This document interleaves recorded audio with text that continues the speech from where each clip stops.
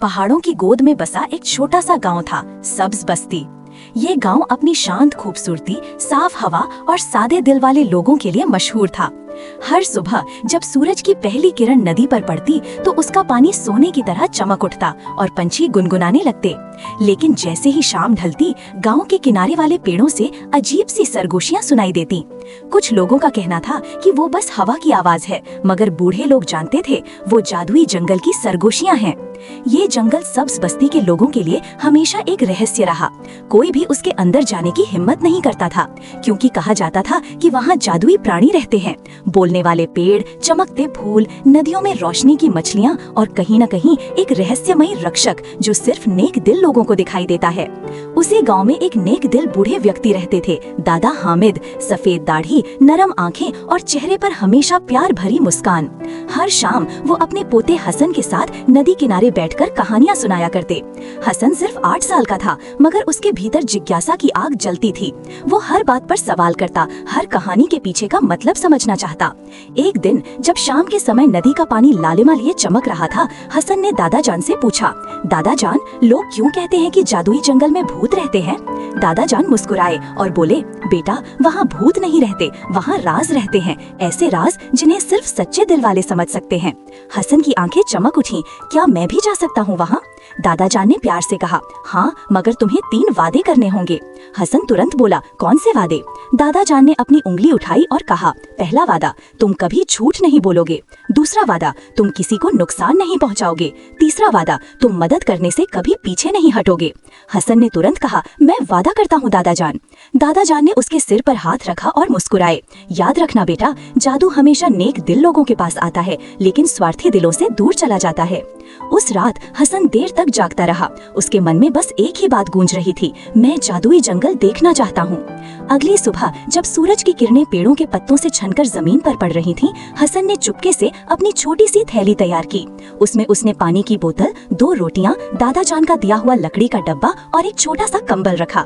वो नदी के किनारे से होता हुआ जंगल की तरफ निकल पड़ा। रास्ते में उसे एक छोटा सा कुत्ता दिखा जो घायल था। उसके पैर से खून निकल रहा था। हसन का दिल पसीज गया। वो बैठ गया, अपनी थैली से कपड़ा निकाला, कुत्ते का जख्म बांधा और अपनी एक रोटी उसे खिला दी। कुत्ता अपनी पूंछ हिलाने लगा और जैसे ही हसन उठने लगा, कुत्ता बोला, धन्यवाद हसन, तुमने पहला वादा निभाया, मदद करना। हसन चौंक गया, तुम बोल सकते हो? कुत्ता मुस्कुराया, मैं जादुई जंगल का रक्षक नहीं, लेकिन उसका द्वारपाल जरूर हूँ। आगे जाना चाहते हो? हसन ने सिर हिलाया। कुत्ता बोला, तो जा सकते हो, मगर याद रखना, जादू सिर्फ सच्चे दिल वालों के लिए है। हसन ने मुस्कुराते हुए धन्यवाद कहा और आगे बढ़ गया। कुछ देर बाद पेड़ घने होने लगे और रोशनी कम, लेकिन हवा में एक अजीब सी खुशबू फैल गई, जैसे बारिश के बाद मिट्टी महकती है। अचानक ऊपर से एक नीला पंछी उड़ता आया। उसके पंखों से रोशनी झिलमिला रही थी। वो सीधा हसन के कंधे पर आ बैठा। हेलो हसन, पंछी ने कहा। हसन फिर चौंक गया, क्या तुम भी बोल सकते हो? पंछी हंसा, मैं टिकी हूँ, जादुई जंगल का मार्गदर्शक। तुम आज पहली बार आए हो ना? हाँ, मैं अपने दादा जान की बातें सच देखना चाहता हूँ, हसन ने कहा। टिकी ने सिर हिलाया, तो चलो मैं तुम्हें रास्ता दिखाता हूँ, लेकिन याद रखना, जंगल हर कदम पर तुम्हारा इम्तिहान लेगा। जंगल के भीतर कदम रखते ही हसन को लगा जैसे वो किसी सपने में आ गया हो। पेड़ों के तनों पर रंग बिरंगी रोशनी थी, फूलों से संगीत की धुनें निकल रही थीं और हवा में मिठास घुली हुई थी। नदी के किनारे चमकते पत्थर ऐसे लग रहे थे जैसे जमीन पर तारे उतर आए हों। हसन ने आश्चर्य से कहा, ये सब सच है, दादा जान झूठ नहीं कहते थे। टिकी ने कहा, हाँ, मगर ये जंगल सिर्फ बाहरी जादू नहीं, बल्कि सच्चाई का इम्तिहान है। चलते चलते वे एक सुनहरे दरवाजे के सामने पहुँचे। दरवाजे पर लिखा था, झूठ बोलने वाला ये दरवाजा पार नहीं कर सकता। दरवाजे से एक आवाज गूंजी, हसन, तुम यहाँ क्यों आए हो? हसन ने कहा, मैं सच देखना चाहता हूँ, मगर उससे भी ज्यादा सच बोलना सीखना चाहता हूँ। दरवाजा चमकने लगा और धीरे धीरे खुल गया। अंदर जाते ही हसन के कदम रुक गए। सामने एक चमकती झील थी जिसका पानी शीशे की तरह साफ था। झील के बीचों बीच एक पत्थर था जिस पर एक छोटा सा लकड़ी का डब्बा रखा था, बिल्कुल वैसा ही जैसे हसन के पास था। हसन ने हैरान होकर कहा, ये तो मेरे डब्बे जैसा है। तभी एक नरम आवाज आई, चैट जीपीटी सेड, ये तुम्हारे दादा जान का डब्बा है, वो भी कभी यहाँ आए थे। हसन घबरा गया और बोला, कौन बोल रहा है? आवाज आई, मैं जंगल की आत्मा हूँ, वही आत्मा जो तुम्हारे दादा को देखती रही और अब तुम्हें परख रही है। हसन ने हिम्मत करके कहा, मैं अपने दादा जान को ढूंढना चाहता हूँ। आत्मा ने कहा, तो तुम्हें अपने दिल का सच साबित करना होगा। अचानक झील का पानी लहराने लगा, नजारा धुंधला गया और हसन ने देखा कि वो फिर से जंगल की शुरुआत में खड़ा है। टिकी उसके पास आया और बोला, ये तुम्हारा पहला दिन है हसन, तुमने मदद की, सच बोला, लेकिन अब असली परीक्षा शुरू होगी। अगले सफर में तुम्हें खुद पर भरोसा करना होगा। हसन ने सिर हिलाया, मैं नहीं डरूंगा, मैंने दादा जान से वादा किया है। टिकी मुस्कुराया, तो जादुई जंगल तुम्हारा स्वागत करता है। पेड़ों ने सरसराहट की जैसे किसी ने ताली बजाई हो। आसमान से रोशनी की बारिश होने लगी। हसन के चेहरे पर वही नूर झलकने लगा जो दादा जान की आंखों में होता था। उस रात जब गांव में सब सो रहे थे, दादा जान नदी के किनारे बैठे थे। उन्होंने आसमान की तरफ देखा और मुस्कुरा कर कहा, मेरा पोता जंगल में प्रवेश कर चुका है, अब सच्चाई का सफर शुरू हो गया है।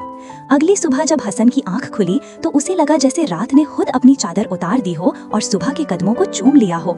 उसके आसपास सब कुछ नया लग रहा था। पेड़ों के पत्तों पर ओस की बूंदें ऐसे चमक रही थीं जैसे किसी ने हीरे बिखेर दिए हों। पंछी गा रहे थे और दूर कहीं से नदी की मधुर धुन सुनाई दे रही थी। टिकी, वो नीला पंछी, एक शाख पर बैठा था। उठ जाओ हसन, आज तुम्हारी पहली बड़ी परीक्षा है। हसन ने हैरानी से पूछा, परीक्षा? टिकी बोला, जादुई जंगल किसी को इतनी आसानी से अपनी सच्चाई नहीं दिखाता। तुम्हें 3 परीक्षाओं से गुजरना होगा, सब्र, सच्चाई और बलिदान की। हसन ने दादा जान के शब्द याद किए, सच्चाई हमेशा जादू के दरवाजे खोलती है। उसने गहरी सांस ली और कहा, मैं तैयार हूँ। पहली परीक्षा, सब्र का पेड़। टिकी ने कहा, मेरे पीछे आओ। दोनों चलते गए और कुछ देर बाद एक बड़े मैदान में पहुंचे। वहाँ एक अकेला पेड़ खड़ा था। उसका तना काला था लेकिन उसकी शाखाओं से नीला धुआं निकल रहा था। पेड़ के नीचे एक बूढ़ी औरत बैठी थी, हाथ में एक टोकरी और चेहरे पर गहरी उदासी। हसन पास गया और पूछा, बीबी, आप यहाँ अकेली क्यों बैठी हैं?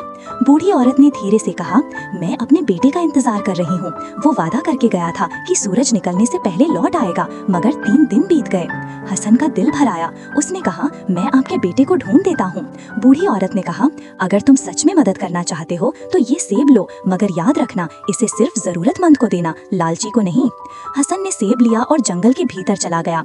कुछ दूर जाकर उसने एक हिरन देखा जो भूखा लग रहा था। हसन ने सोचा, बीबी ने कहा था जरूरतमंद को देना है, ये हिरन तो भूखा है। उसने सेब हिरन के सामने रख दिया। हिरन ने सेब खाया और तुरंत एक रोशनी में बदल गया। वो वही बूढ़ी औरत का बेटा था। तुमने सब्र दिखाया, जल्दबाजी नहीं की, यही पहला सबक है। हसन के पैरों के नीचे की जमीन चमकने लगी और एक गूंजती हुई आवाज आई, पहली परीक्षा पूरी, अब तुम्हें सच्चाई के द्वार पर जाना है। परीक्षा दूसरी, सच्चाई का आईना। टिकी हसन को एक झील के किनारे ले आया। झील का पानी शीशे की तरह साफ था। झील के बीच में एक बड़ा सा आईना तैर रहा था। टिकी ने कहा, ये है सच्चाई का आईना, जो इसमें देखेगा उसे अपना असली चेहरा दिखाई देगा। अगर तुम्हारे दिल में जरा सा भी झूठ होगा तो ये आईना तुम्हें खुद से दूर फेंक देगा। हसन ने गहरी सांस ली और पानी पर झुककर देखने लगा। पहले तो उसे अपनी तस्वीर दिखी, लेकिन फिर आईना हिलने लगा।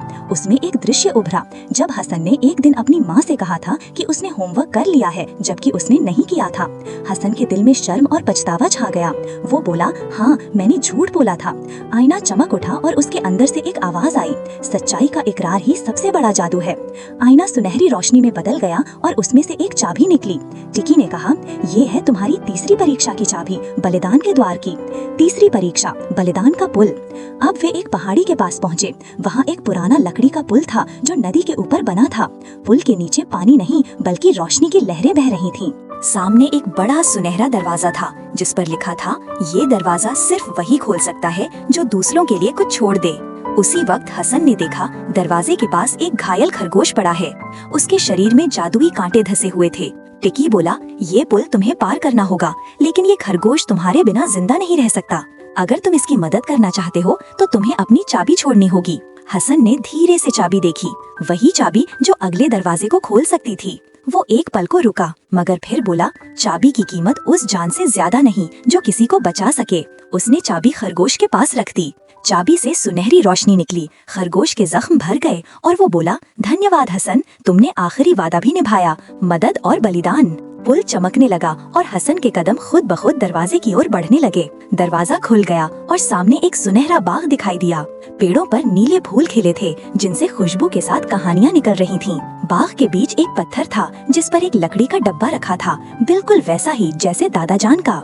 हसन का दिल जोरों से धड़कने लगा। वो आगे बढ़ा, लेकिन जैसे ही उसने डब्बे को छुआ, हवा में जादुई धूल घूमने लगी। एक जानी पहचानी आवाज गूंजी, हसन, मैं तुम्हारा दादा हामिद हूँ। हसन चौंक गया। दादा जान, आप कहाँ हैं? आवाज बोली, मैं अब इस जंगल का हिस्सा हूँ। बहुत साल पहले मैं भी यहाँ आया था। मैंने जादू का रहस्य देखा, लेकिन मैंने एक गलती की। मैंने जंगल का राज लोगों को बताने की कोशिश की, इसलिए जंगल ने मुझे अपने अंदर समा लिया। हसन की आंखों से आंसू बह निकले। दादा जान, मैं आपको वापस लाऊंगा। आवाज नर्म हो गई। नहीं बेटा, मेरा वक्त बीत चुका, लेकिन तुमने जो सच, सब्र और बलिदान दिखाया है, उसने मेरी आत्मा को आजाद कर दिया। अचानक पत्थर से एक नर्म रोशनी निकली। वो रोशनी हसन को घेरे हुए थी और उसके सामने दादा जान की परछाई उभरी। मेरा वादा तुमने पूरा किया हसन, याद रखना, सच्चाई ही सबसे बड़ा जादू है। हसन रोते हुए बोला, दादा जान, मैं आपको कभी नहीं भूलूंगा। दादा जान मुस्कुराए, उनका चेहरा उजाला बन गया और वो आसमान में समा गए। हसन ने आंखें बंद की और जब खोली, वो फिर नदी के किनारे था। सूरज उग रहा था। उसके हाथ में वही लकड़ी का डब्बा था, लेकिन अब वो चमक रहा था। उसने धीरे से खोला। अंदर दादा जान की तस्वीर थी और नीचे एक पर्ची रखी थी, मेरा पोता, मेरा गर्व, हमेशा सच बोलना, हमेशा मदद करना और अपने दिल को साफ रखना, यही जादू तुम्हें महान बनाएगा। टिकी आसमान में उड़ता हुआ आया और बोला, तुमने जंगल का राज समझ लिया हसन, अब तुम खुद एक जादू हो, अच्छाई का जादू। चाटपीटी सेड। हसन ने मुस्कुराकर आसमान की तरफ देखा। बादलों के बीच उसे ऐसा लगा जैसे दादा जान मुस्कुरा रहे हों। सूरज की नर्म रोशनी गांव के ऊपर फैल रही थी। सुबह की हवा में ताजगी थी, पंछी चहक रहे थे और नदी अपनी खुशबू भरी आवाज में बह रही थी। लेकिन उस दिन सब्ज बस्ती में कुछ अलग सा सुकून था, जैसे वक्त खुद ठहर कर मुस्कुरा रहा हो। हसन धीरे धीरे जंगल के रास्ते से वापस आ रहा था। उसके चेहरे पर रोशनी थी और आंखों में एक कोमल चमक, जैसे उसने कुछ ऐसा देख लिया हो जो दुनिया के किसी और इंसान ने नहीं देखा। उसके हाथ में वही लकड़ी का डब्बा था जो अब चमक रहा था। उसने धीरे से खोला। अंदर दादा जान की तस्वीर थी और नीचे एक पर्ची रखी थी, मेरा पोता, मेरा गर्व, हमेशा सच बोलना, हमेशा मदद करना और अपने दिल को साफ रखना, यही जादू तुम्हें महान बनाएगा। टिकी आसमान में उड़ता हुआ आया और बोला, तुमने जंगल का राज समझ लिया हसन, अब तुम खुद एक जादू हो, अच्छाई का जादू।